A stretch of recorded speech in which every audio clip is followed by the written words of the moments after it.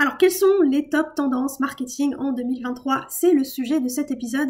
Bienvenue, j'espère que vous allez bien. Je suis Imen Touami, votre consultante en affaires et en marketing 360 degrés. J'ai vraiment très hâte de vous partager toutes les tendances que j'ai remarquées pour cette année 2023 et qui, je l'espère, vous aideront à multiplier votre visibilité, votre impact et bien sûr d'attirer vos clients préférés. Alors, il y a pas mal de tendances que je vais énumérer dans cet épisode. Vous n'êtes pas obligé de toutes les prendre, vous pouvez prendre celles qui conviennent à votre activité, celles qui conviennent aussi à votre personnalité. L'objectif, c'est que vous prenez ce qui est vraiment aligné avec qui vous êtes et ce que transmet aussi votre entreprise. Et on va commencer avec la première tendance qui, je suis sûre, vous en avez entendu parler, c'est The Tendance 2023. C'est bien sûr l'intelligence artificielle et notamment ChatGPT. Il y en a plein d'autres aussi qui sont apparus. Il y a aussi Google qui commence à créer le sien et Notion et je suis sûre que ça va être le défilé de pas mal de plateformes avec ces différentes intelligences artificielles qui vont finalement nous aider dans notre business aussi et dans notre création de contenu. Donc ça aide énormément. En termes de productivité, c'est vraiment très très efficace. La qualité est là. Je ne sais pas si vous avez testé, si vous n'avez pas encore testé, allez-y, c'est vraiment très ludique. Alors bien sûr, il y a beaucoup de controverses dans le sens où on va dire oui, ce n'est pas très éthique finalement, si c'est une intelligence artificielle qui écrit votre contenu. Je consens, bien sûr, tout à fait. L'objectif, c'est que cette intelligence artificielle soit plutôt un support, un assistant qui vienne vous apporter de la profondeur à votre réflexion, d'accord? Vous apporter des idées ou des angles que vous n'avez pas forcément vus. Mais c'est vrai que juste copier-coller, ça serait pas juste. L'objectif aussi, c'est que votre créativité soit juste amplifiée grâce à cette super assistant. Voilà. Donc si c'est pas encore fait, allez-y. Si vous avez déjà joué, si vous l'utilisez au quotidien, n'hésitez pas à me le dire dans les commentaires. On va passer au second, à la seconde tendance marketing, c'est évidemment le branding, l'image de marque, que ce soit l'image de marque de votre entreprise ou le personal branding, donc votre image propre. Pourquoi c'est important aujourd'hui en 2023? Eh bien, c'est un petit peu à cause ou grâce au contenu qui est partagé aujourd'hui sur les réseaux sociaux ou même sur les blogs, sur YouTube, etc. Le truc, c'est que on est sur une surconsommation de l'information. Il y a beaucoup de partages trop similaires et finalement ce n'est que de l'information. On peut trouver de l'information partout. Aujourd'hui, il suffit juste de taper un mot-clé sur Google et on trouve exactement ce qu'on veut. Et c'est là que le branding rentre en jeu, c'est parce que ça va apporter de la substance à la création de votre contenu. Si aujourd'hui vous désirez justement amplifier votre marque, valoriser votre autorité, vraiment avoir une autorité d'expert, de vous dire que vous êtes en place, avoir cette posture de je suis là. Donc ça commence par votre image de marque, ça commence par votre branding. Et pas juste de partager de l'information. Donc comment aujourd'hui on inclut ce branding? Eh bien ça passe tout simplement par votre personnalité. D'accord? Votre personnalité, c'est-à-dire votre opinion sur l'information que vous souhaitez partager. Votre expérience sur l'information que vous souhaitez partager. Votre vécu, que ce soit le vôtre, que ce soit celui de vos clients, que ce soit celui de vos proches, de votre famille. Tout dépend aussi bien sûr dans quel domaine vous êtes. Plus vous allez intégrer et injecter ces choses du quotidien que personne ne peut copier, et plus vous allez sortir du lot. Et je pense qu'aujourd'hui, c'est vraiment ça qu'on recherche tous, c'est de pouvoir sortir du lot, être remarquable par rapport à tous ces créateurs de contenu, à tous ces concurrents, etc. Et ça passe justement par le branding. Ça va apporter énormément de différence à votre contenu, que ce soit à l'écrit, en vidéo, en podcast, peu importe le format que vous allez utiliser. Ça va permettre à votre audience aussi de vous connecter beaucoup plus facilement avec vous parce que vous avez partagé quelque chose qu'ils ne verront jamais nulle part ailleurs. C'est votre expérience. Une information peut être copiée alors que votre personnalité, on ne peut pas la photoshopper. Ça, c'est impossible. Donc, allez-y, jouez avec ça, osez partager qui vous êtes, votre avis, vos opinions, vos combats, votre philosophie à travers l'information que vous partagez qui est à la base brute, nue, je dirais, et à laquelle vous l'habillez avec votre personnalité. On va passer à la troisième tendance. Alors, c'est vrai que c'est la tendance 2023, mais c'est quelque chose que j'ai toujours essayé de promouvoir depuis plusieurs années, aussi bien pour moi que pour mes clients. C'est l'anti-niche. Alors, qu'est-ce que ça veut dire l'anti-niche? Donc, je pense que depuis de nombreuses années, surtout si vous êtes déjà entrepreneur, chef d'entreprise, on vous a dit il faut absolument se nicher, si vous voulez vous différencier.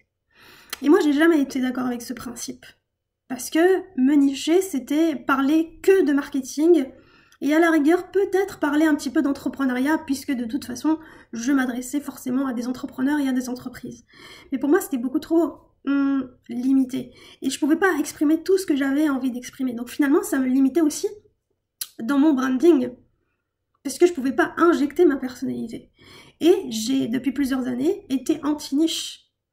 Et je me suis dit, non, je n'ai pas envie de parler que de marketing, j'ai envie de parler de branding, de réseaux sociaux, j'ai envie de parler de tunnels de vente, j'ai envie de parler de création d'offres, j'ai envie de parler de prix, j'ai envie de parler d'entrepreneuriat, de business, de risque, j'ai envie de parler d'argent, j'ai envie de parler de mindset, d'état d'esprit, d'énergie, d'organisation, d'intelligence émotionnelle.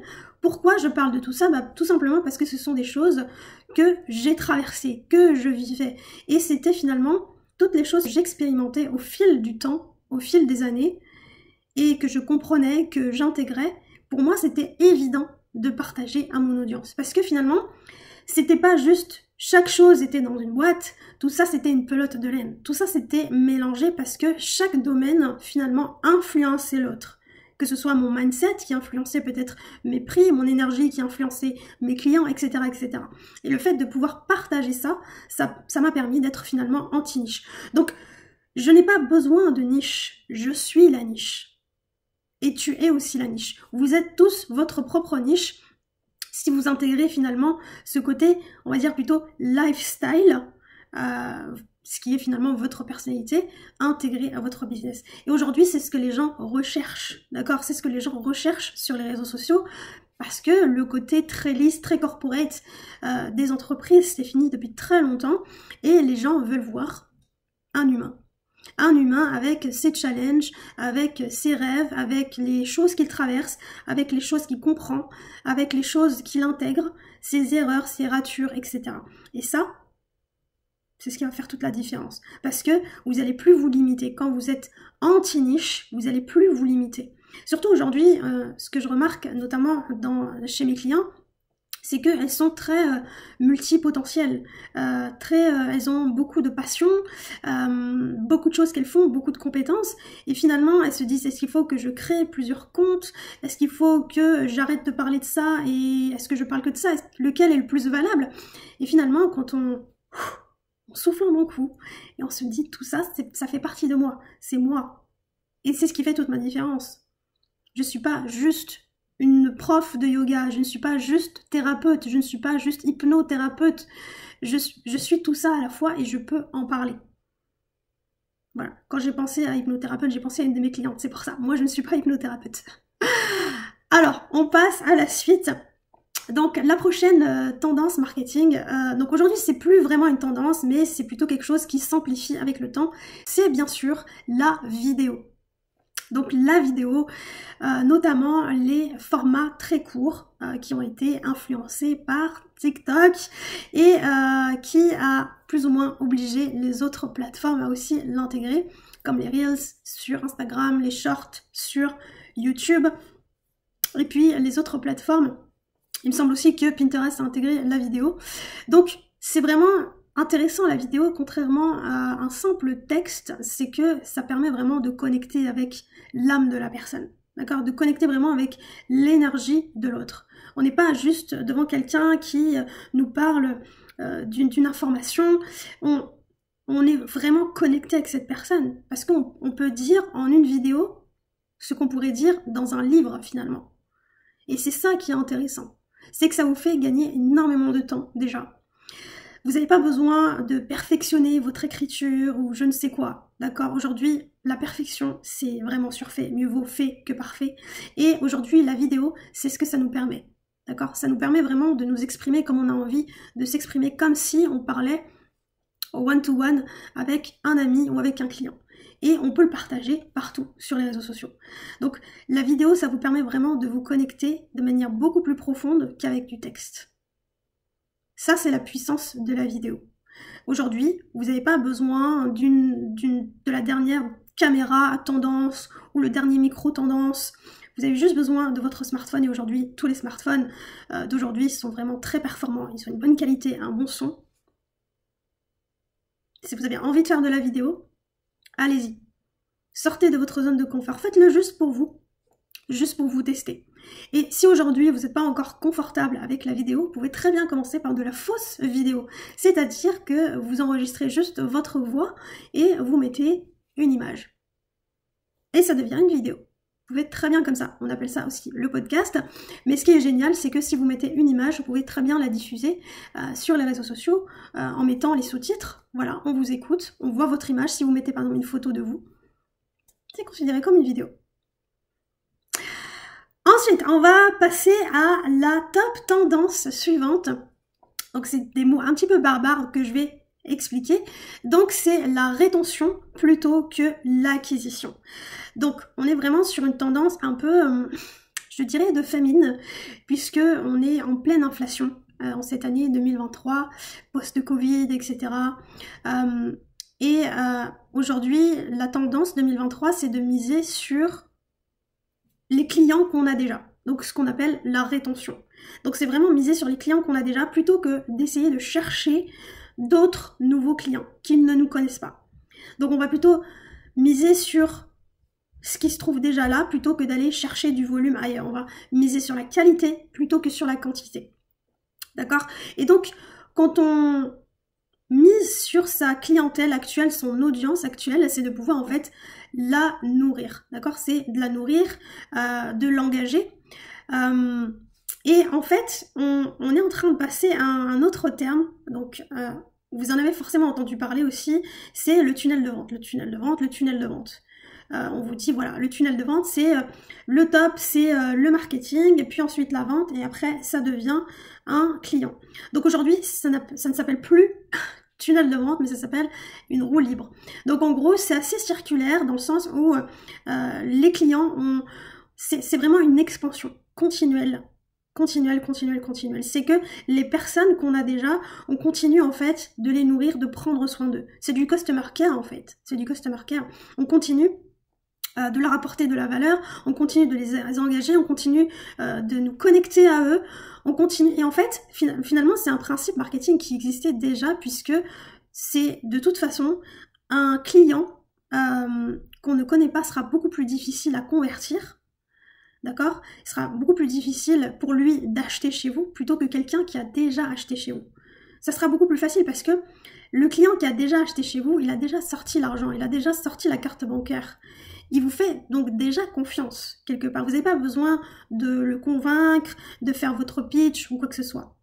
Il est déjà là. Il suffit juste de continuer à le nourrir. Alors qu'aller chercher un nouveau client, de nouveaux clients, c'est beaucoup plus difficile parce que ça vous demande plus de temps, plus d'énergie, de nouvelles idées, etc.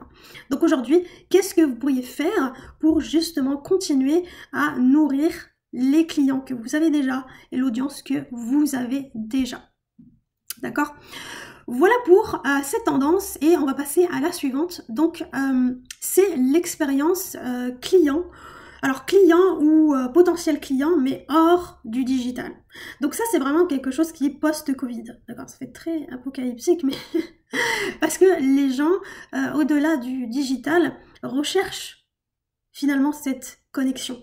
D'accord? Ils recherchent cette connexion, ils recherchent des expériences nouvelles parce que oui, c'est bien, ok, on est là, on est sur son téléphone en mode zombie, on est sur YouTube, on enchaîne 17 vidéos de suite de motivation, mais est-ce que la personne passe à l'action? D'accord? Est-ce que la personne passe à l'action?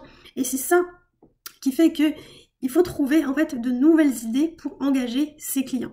Et le marketing notamment local, les produits physiques ou semi-physiques, les cadeaux, tout ça, ça va être de plus en plus tendance en 2023 pour apporter vraiment le côté amical, finalement très humain plutôt que juste la barrière du digital, d'internet, des réseaux sociaux. On va vraiment se connecter vraiment dans la vraie vie.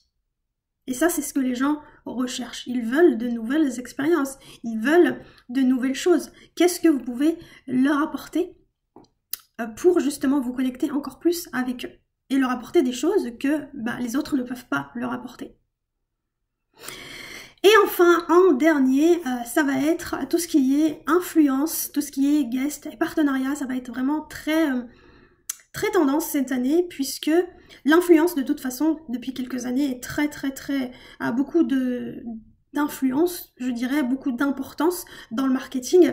Et aujourd'hui, même quand on est une petite entreprise, même quand on est solopreneur, même quand on est une PME, aujourd'hui, on peut faire appel à l'influence, au partenariat stratégique, aux guests, pour justement multiplier sa visibilité auprès d'une autre audience. Soit une audience complètement différente, soit une audience similaire.